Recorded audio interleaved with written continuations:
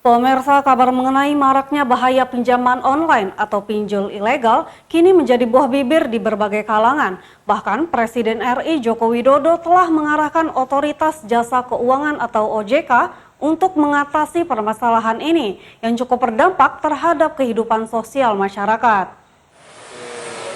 Situasi atas melemahnya ekonomi di masa pandemi saat ini membuat masyarakat lebih rentan terjebak dalam jeratan oknum pemberi pinjaman online. Dengan bunga pinjaman yang tinggi, serta teror penagihan yang tidak wajar pada korban. Sehingga berdampak pada psikis korban, bahkan menyebabkan kasus bunuh diri yang terjadi di beberapa daerah tertentu. Secara proses, untuk mendapatkan layanan pinjaman online ini terkesan sangat mudah, hanya dengan mendownload aplikasi pinjaman online dan mengisi biodata, serta berbekal foto diri calon peminjam beserta EKTP. Uang pinjaman dapat dicairkan dengan tenor atau waktu tempo pelunasan yang ditentukan. Namun, permasalahan baru akan timbul setelah sang peminjam tidak mampu membayar hutangnya secara tepat waktu atau menunggak. Penagih hutang akan menghubungi kontak atau kerabat korban untuk menagih hutang bahkan dengan cara yang melanggar asas kesopanan. Sehingga teror tersebut membuat beberapa korban depresi dan memilih mengakhiri hidupnya seperti yang terjadi baru-baru ini. Menanggapi fenomena permasalahan sosial dan ekonomi ini, salah satu pengamat ekonomi yang juga akademisi di Umrah Tanjung Pinang, Dodi Dermawan memberikan sejumlah tips agar terhindar dari jerat pinjaman online ilegal. Pertama kita harus melihat dulu legalitas perusahaan atau aplikasi tersebut ya. Pertama apakah dia terdaftar di OJK atau tidak.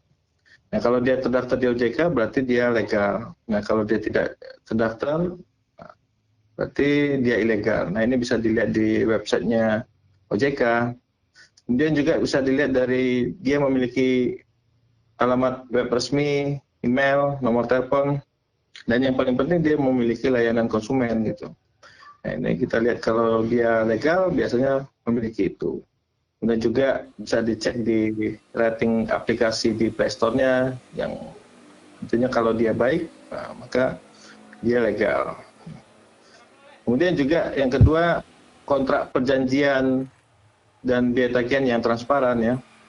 Nah ini juga masyarakat harus memahami kontrak perjanjian tersebut mulai dari bunga, kemudian denda, kemudian juga cara pelunasan penagihan jatuh tempo seperti apa. Nah ini harus dipahami oleh masyarakat. Jangan kita nggak mengetahui kontraknya terus mengikuti. Nah ketika sudah berjalan baru kita sadar oh ternyata seperti ini. Nah ini harus dipelajari juga. Kemudian yang ketiga itu menurut saya memang pinjaman itu harus sesuaikan dengan kebutuhan.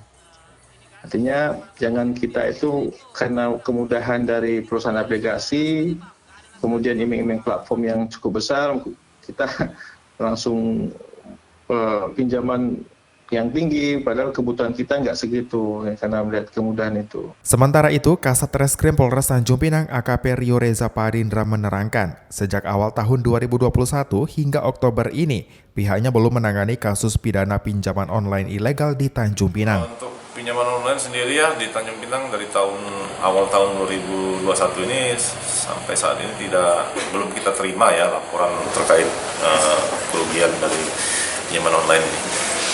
Tapi kalau dari segi pihak kita sendiri sudah siap untuk menerima laporan itu? Ya memang kalau memang ada keluhan ataupun ada tindak pidana yang timbul dari pinjaman online ini, ya kami tentunya sangat siap ya untuk menerima masyarakat yang merasa dirugikan. Masyarakat dihimbau agar senantiasa berhati-hati dari semua risiko bahayanya pinjaman online ilegal, terutama yang menyangkut data pribadi Anda di dunia digital. Bentengi diri dengan literasi dan pemahaman jasa keuangan sebelum memilih untuk berhutang secara online. Muhammad Nazarullah, GoTV News melaporkan.